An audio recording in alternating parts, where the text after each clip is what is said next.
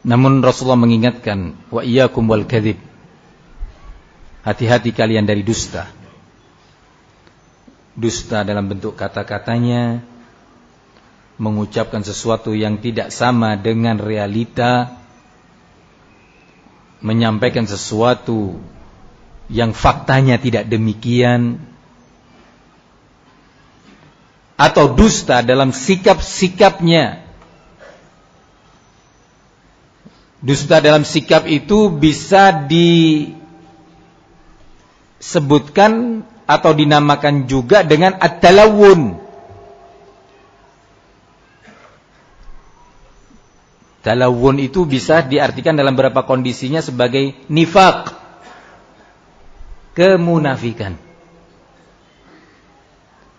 Talawun itu artinya berwarna-warni, dia memakai warna yang sesuai dengan kebutuhan.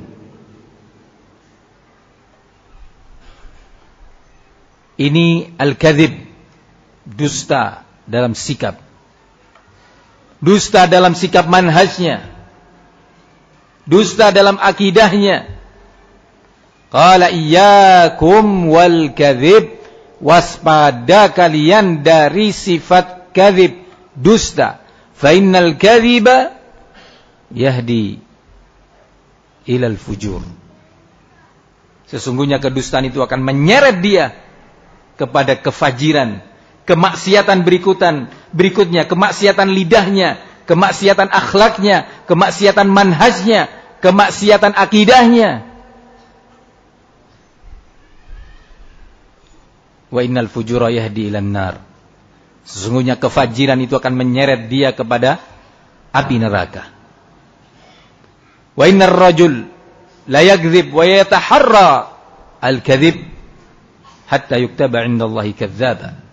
Tidaklah seorang hamba atau sesungguhnya seseorang berdusta dan berupaya dalam banyak kesempatan. Berdusta karena hawa nafsunya, berdusta karena kepentingannya. Berdusta sehingga dia berwarna-warni dalam sikapnya, berupaya terus. Mana yang sesuai? Mana angin yang lebih kuat, di situ dia akan ikut. Walaupun dia tahu di situ kebatilan. Di mana angin yang lemah yang tidak menguntungkannya, dia akan tinggalkan walaupun dia tahu di situ ada kebenaran. Ini al-kadzib fil mawaqif, dusta dalam sikap-sikap.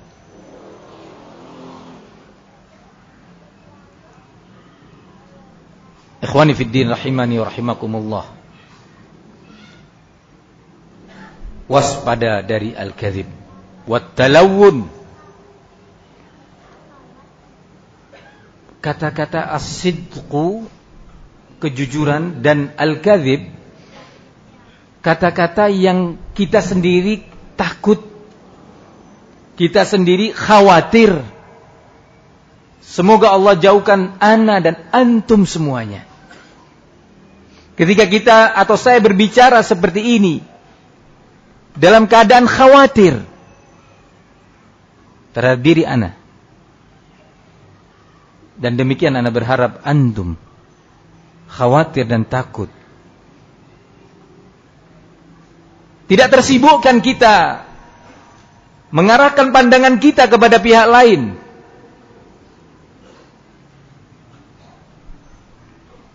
Kepada orang selain diri kita. Oh, maksud dari ceramah ini adalah itu. Oh, maksud dari materi ini adalah itu. Begitu kita keluar dari masjid, keluar dari majlis, mastafadna syai'an. La ziyadatal iman, wala ziyadatat taqwa, wala ziyadat husnil khuluq. Kita enggak pulang dari majlis ini, dari masjid ini, kita enggak membawa faidah, enggak mendapatkan faidah tambahan iman, karena benaknya ke tempat lain. Enggak mendapatkan tambahan takwa, karena memang enggak ada niatan untuk beramal dengannya. Menarik didengar, ini maksudnya yang itu, ini maksudnya yang sana, ini maksudnya yang itu. Tidak pula membawa pembenahan akhlak. Ini musibah. musibah. Wa hadza min adami taufiq. Termasuk bentuk seorang tidak mendapatkan taufik dari Allah. Maka dari itu, di antara doa yang diajarkan oleh Nabi alaihi salatu wassalam untuk kita banyak membacanya dan mengulanginya, yaitu Allahumma inna nas'alukal huda wat tuqa. Ya Allah, sesungguhnya kami memohon kepadamu al-huda. Kata ulama, al-huda ay al-ilmun nafi', ilmu yang bermanfaat. Wat-tuqa ay al-amal bil ilmin nafi', beramal dengan ilmu yang bermanfaat tadi. Mungkin seorang mendapatkan huda, tapi dia tidak mendapatkan at-tuqa. Mungkin dia mendapatkan ilmu yang bermanfaat, tapi dia tidak mendapatkan taufik untuk beramal dengan ilmu ini. Ikhwani fid din rahimani wa rahimakumullah.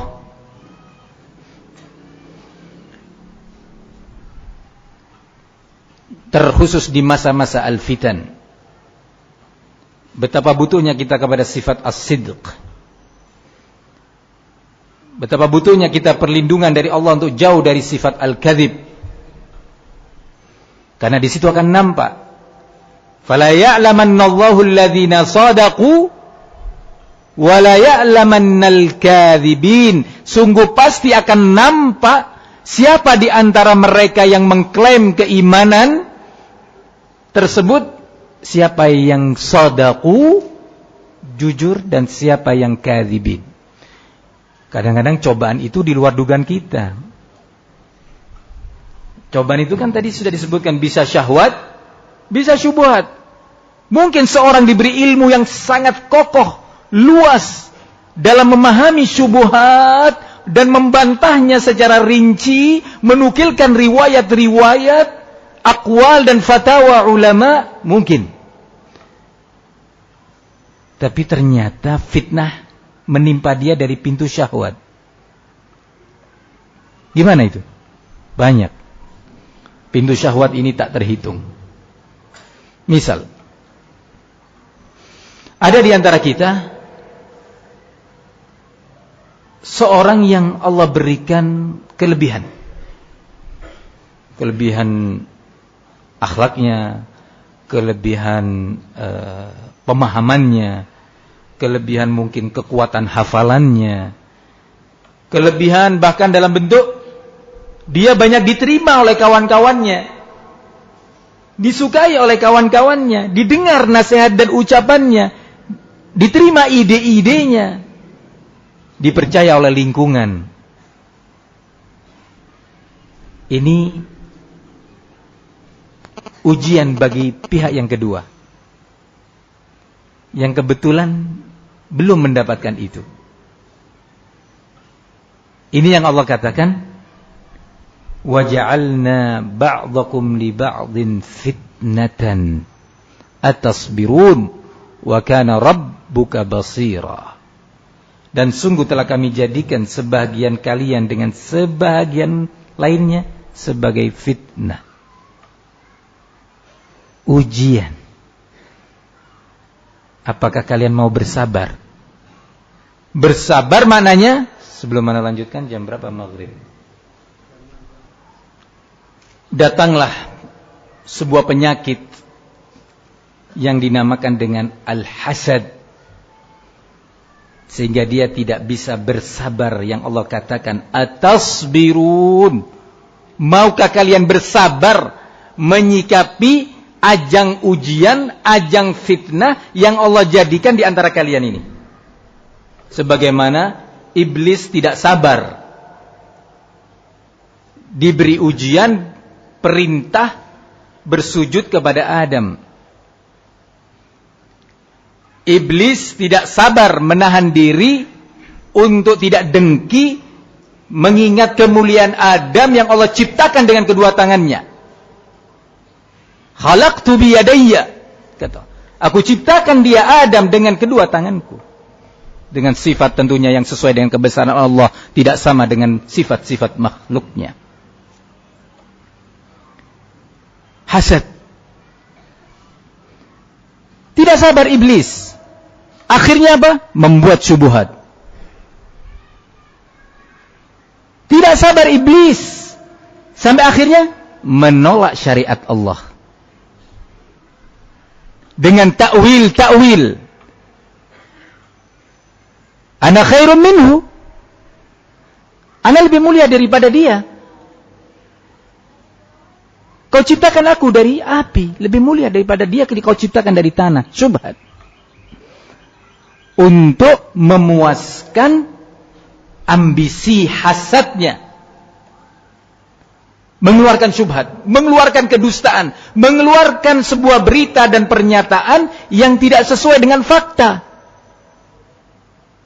Kenapa? Tidak sabar. Para malaikat sabar. Dalam keadaan malaikat diciptakan dari cahaya. Lebih mulia dari iblis. Nur.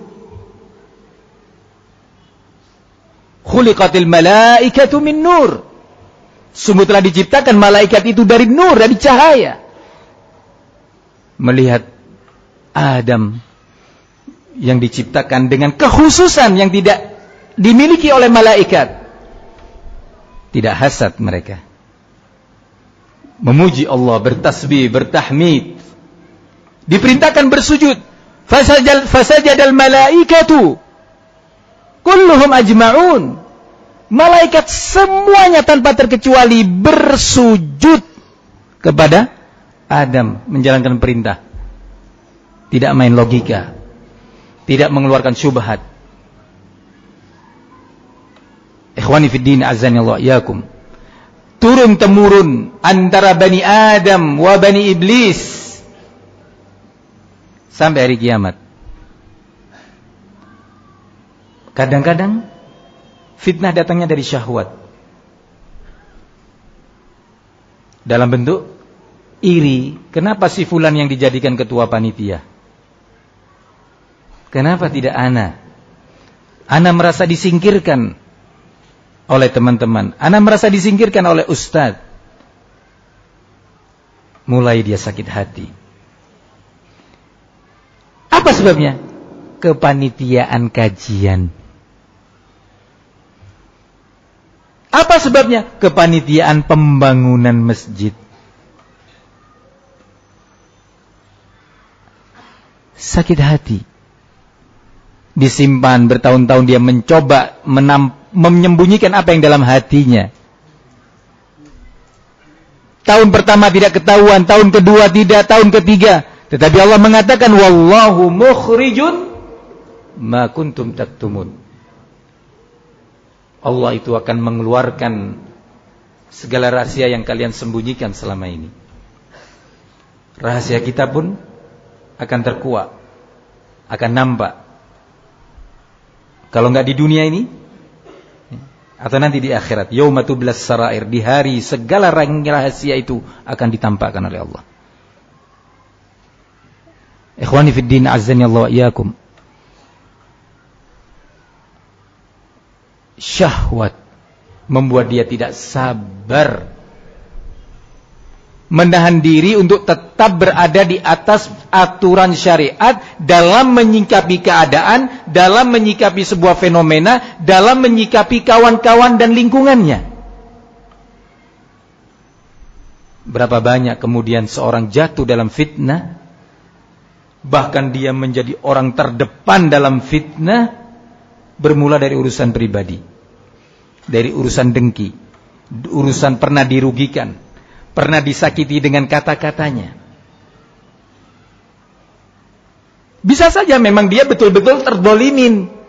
Mungkin dalam urusan bisnis, mungkin dengan urusan anak-anak dia, keributan antar anak-anak, mungkin keributan antar istri. Benar, dia terzalimin waktu itu. Subhanallah. Posisi dia sebagai mazlum, sebagai orang yang terzalimi, yang semestinya dia sabar, semestinya dia afina anin nas, termasuk orang-orang yang mudah memaafkan. Tidak. Dia simpan itu, dan subhanallah, datang di salah satu waktu, di salah satu tahun, sebuah fitnah terkait dakwah dan manhaj. Tadi dia mazlum. Dia tadi posisinya betul-betul terdolimin. Pernah dirugikan sekian dan sekian dari uang dia. Betul, dia dirugikan. Tapi subhanallah, ujian berikutnya yaitu fitnah terkait manhaj, terkait akidah, terkait dakwah. Mulai perasaan sakit hati itu bermain juga. Di saat itu, tadi yang kawannya berbuat zalim kepada dia pada periode yang dulu, kali ini terselamatkan dari fitnatus syubuhat. Kali ini dia diberi taufik oleh Allah untuk berjalan tetap di atas al-haq. Dengan kehendak Allah yang maha adil. Allah maha tahu apa yang tersimpan dalam hati manusia. Tapi saudara kita yang satu tadi tetap mengikuti sakit hatinya. Saya tampil beda dengan dia. Saya enggak sama. Saya masih teringat dulu dia menyakiti istri saya. Dia dulu menyakiti anak saya. Dulu dia pernah menzalimi dalam bisnis yang itu. Subhanallah. Yang ini tetap di atas sunnah, di atas manhaj yang benar. Yang itu jatuh dalam fitnah yang menyesatkan. Maka jujur, as-sidqu punya peran yang sangat besar seseorang selamat dari sebuah fitnah.